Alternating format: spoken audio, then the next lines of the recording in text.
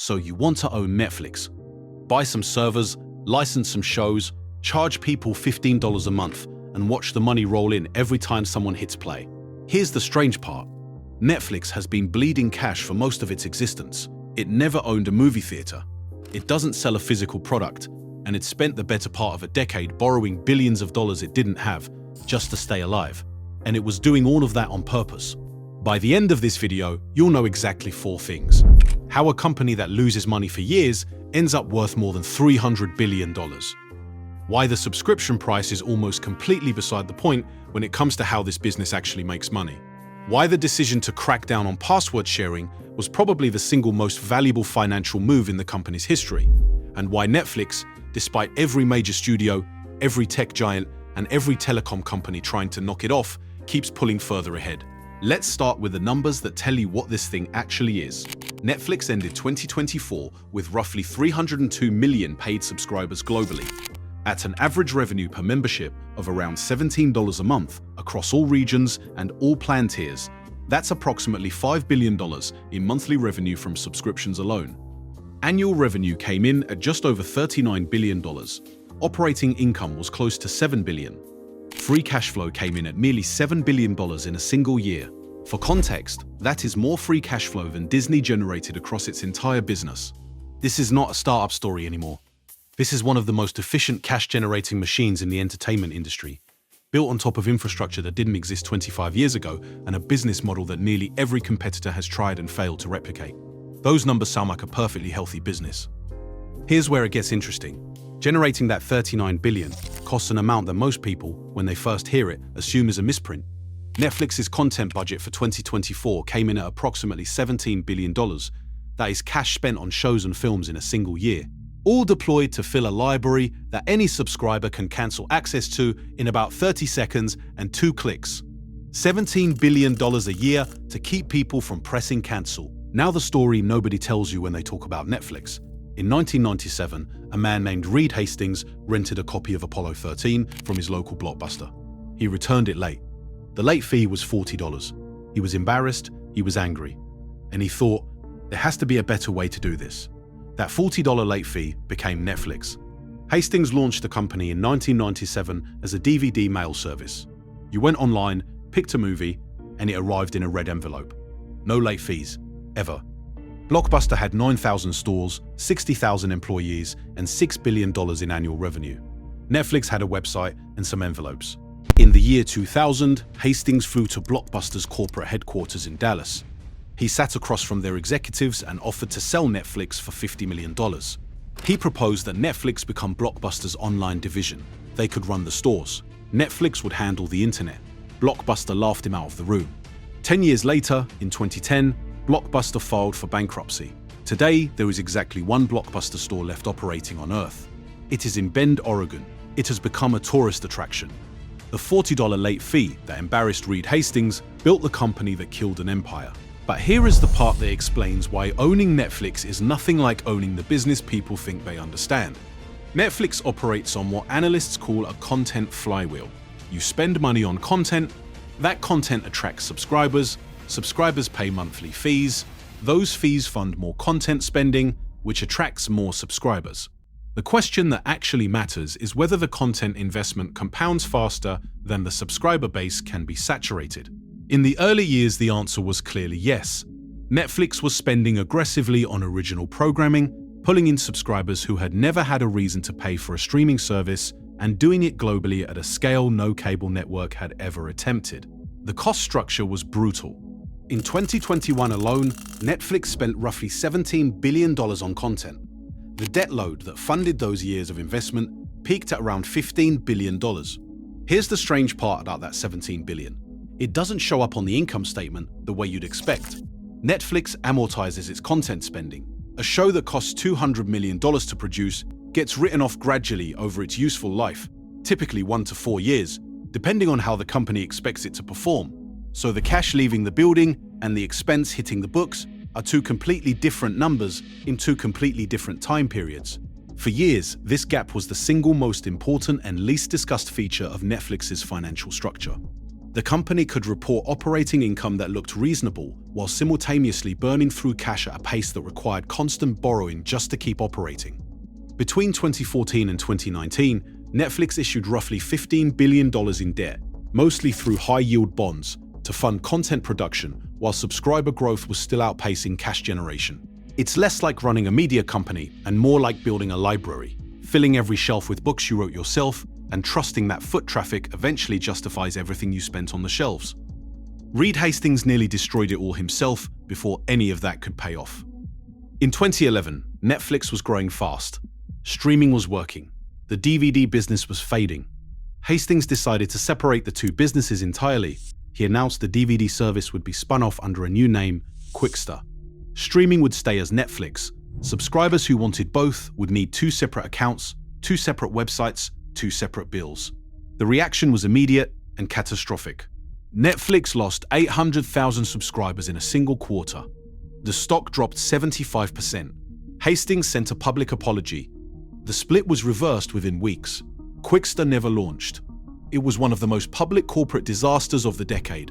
A CEO who had just killed Blockbuster had almost handed his own company the same fate, but the strategic direction didn't change. Streaming was the future regardless of what the short-term numbers said. Netflix kept spending on content and technology while the DVD business quietly wound down around it. By the time the DVD service finally shut down in 2023, it had served its purpose completely. It had funded the early years of a company that no longer needed it. Where does the money actually come from? The subscription fee is the obvious answer, but the mechanics underneath it matter more than the price tag itself. Netflix tracks a metric called average revenue per membership, ARME.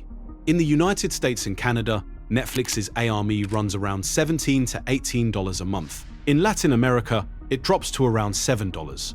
In Asia Pacific, it falls further still. This is why international subscriber growth, while impressive in raw counts, doesn't always move the revenue line the way domestic growth does.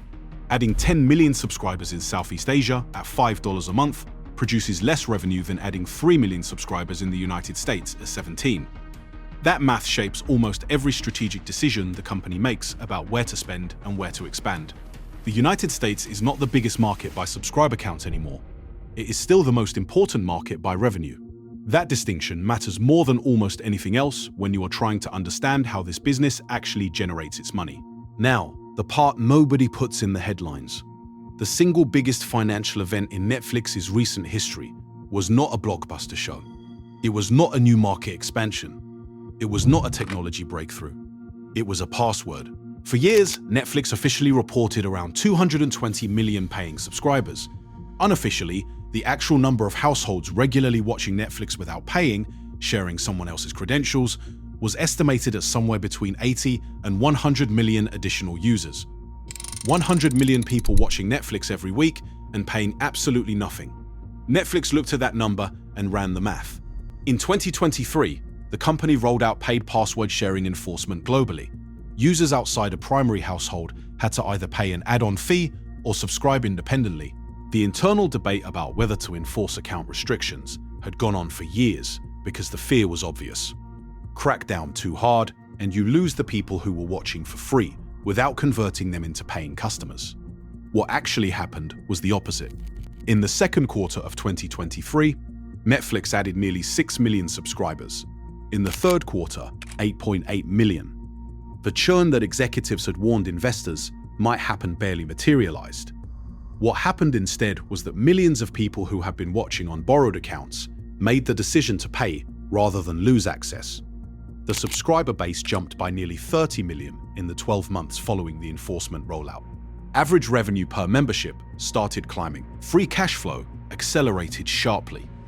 29 million new paying subscribers. Not from a hit show, not from a marketing campaign, from closing one gap between viewers and payers. Here is where the advertising tier fits in.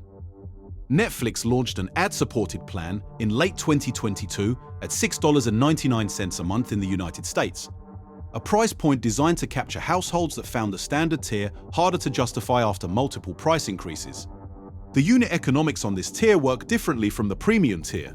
A subscriber paying $6 a month for an ad-supported plan needs to generate additional advertising revenue on top of that subscription fee to match the margin profile of a subscriber paying $15 or $20. Netflix earns revenue from both the subscriber and the advertiser simultaneously. At roughly $6 to $7 in advertising revenue per user per month, layered on top of the subscription fee, the ad tier can generate comparable or higher total revenue per user than the standard plan, depending on how well Netflix sells its ad inventory. By mid-2024, the ad tier had crossed 40 million monthly active users globally. Netflix is now running two fundamentally different businesses inside the same product: a subscription business and an advertising business, both at the same time. The targeting data Netflix holds on viewer behavior is extraordinarily detailed, which is exactly why advertisers find the inventory attractive even at premium CPMs. The competition question is the one every analyst has been asking since 2019. When Disney launched Disney+, when HBO Max came online, when Peacock and Paramount Plus and Apple TV Plus all arrived within about 18 months of each other. The conventional wisdom was that the streaming wars would compress margins across the entire industry, that consumers would subscribe to 2 or 3 services and rotate, that no single platform could maintain pricing power. What actually happened was more interesting. Disney Plus launched at $7 a month and spent years burning billions trying to reach subscriber targets, accumulating over $10 billion in operating losses in its streaming division. Through 2023, Warner Brothers Discovery merged 2 streaming services, reversed strategic decisions multiple times, wrote down billions in content, and pulled finished movies off its own platform, rather than pay residuals on them. Peacock and Paramount Plus have both sustained hundreds of millions in annual losses with no clear path to the margin profile Netflix currently runs. Netflix, meanwhile, raised its prices, lost some subscribers briefly, and then started adding subscribers again at a faster rate than before. The reason is content volume. Netflix releases more hours of original programming per year than any other service by a substantial margin. Not all of it is good. The quality variance is enormous, but the sheer volume means that at any given moment, there is almost certainly something on the platform that someone in your household wants to watch. And that breadth is extremely difficult to replicate quickly. The thing almost nobody mentions is how much Netflix benefits from the failure of its competitors to build equivalent infrastructure. Disney has the intellectual property. Marvel, Star Wars, Pixar, the entire Disney Vault. What it spent years struggling to build was the recommendation engine, the data layer, the international content production capability, and the operational discipline to run a technology company rather than a media company. Those things take longer to build than a catalog of beloved characters. Netflix has been running the underlying platform for 15 years. The institutional knowledge embedded in that operation, how to predict what content performs, how to reduce churn at the moment of cancellation, how to price plans across 60 countries simultaneously, is not something a competitor acquires by spending money on licensing deals. The content library valuation is something that almost never shows up correctly in how people think about this business. Netflix owns the rights to thousands of hours of original programming. Some of it, Stranger Things, Squid Game, has generated cultural impact that extends well beyond subscriber acquisition. Squid Game alone was estimated by Bloomberg to be worth nearly $900 million in value to Netflix based on subscriber behavior data. The company doesn't license this content to competitors. It doesn't put it in theaters for an additional revenue window the way traditional studios do. It keeps it inside the platform as a retention mechanism. Churn is the number that matters more than almost any other in streaming economics. The industry average monthly churn rate in the United States runs between 2 and 4% per month. At 2% monthly churn, a service loses roughly 22% of its subscriber base annually and spends real money replacing them each time. The customer acquisition cost for a new streaming subscriber has historically run between $30 and $50 across the industry. Netflix's churn runs below 2% in most quarters. A subscriber watching 30 hours a month is dramatically less likely to leave than one watching 4 hours. Which is why Netflix's internal content decisions are increasingly driven by watch time data rather than critical reception or award nominations. So where does that leave the actual margins? This is the part that surprises people. After a decade of cash burn and accumulating over $15 billion in long-term debt, Netflix's operating margin in 2024 came in at approximately 26%. That is a stronger operating margin than Disney. better than Warner Brothers Discovery, better than most legacy media companies currently navigating the same structural shift. Free cash flow came in at roughly $6.9 billion for the full year. The company that could not generate positive free cash flow until 2020 produced nearly $7 billion of it 4 years later. And here is the balance sheet story nobody talks about. The $15 billion in debt that once kept analysts awake at night has been actively paid down. Netflix ended 2024 with more cash than long-term debt for the first time in its history as a major streaming company. The buyback program repurchased several $billion in shares in 2024 alone, a signal that management believes the stock is undervalued relative to the cash generation capacity of the business. For a company that spent most of its life telling investors to ignore near-term losses and trust the long-term vision, this is a genuinely different financial posture. The international business is where the next phase of the growth story actually lives. The United States and Canada together represent about 80 million subscribers, which is close to the ceiling of what is realistically addressable in that market. Latin America, Europe, the Middle East, Africa, and Asia Pacific collectively represent the other 220 million subscribers, and penetration rates in most of those regions are far lower than in North America.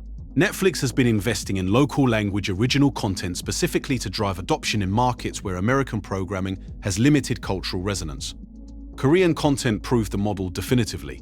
Squid Game's global reach demonstrated that a non-English language show produced for a local market can become one of the most watched pieces of content in the platform's history. Average revenue per membership outside the US is significantly lower, which compresses the overall blended figure, but the volume opportunity is enormous. And as those markets mature, as local economies grow and streaming becomes the default entertainment choice rather than a premium option, the revenue per user in those regions will climb toward the numbers Netflix already generates in North America. In January 2023, Reed Hastings stepped down as co-CEO of Netflix. The company he built from a $40 late fee and a red envelope mailing service had grown into one of the most valuable media companies on earth. He handed the keys to Greg Peters and Ted Sarandos and moved into an executive chairman role. 1 year after Hastings stepped back, Netflix reported its best financial performance in company history. $7 billion in free cash flow, 26% operating margins, the largest single-year subscriber gain ever recorded. The man who built it was no longer running it. The machine kept going anyway. That is the actual economics of owning Netflix. It is not a business about entertainment. It is a business about keeping 300 million people from pressing cancel, spending $17 billion a year to make sure that button never feels worth pushing. Get that right, and you own one of the few subscription businesses on earth where the customer forgets they are even paying until the day they decide to stop. Get it wrong, even for 1 quarter, even with one bad decision about a product called Quipster, and you will find out exactly how fast 300 million people can change their mind.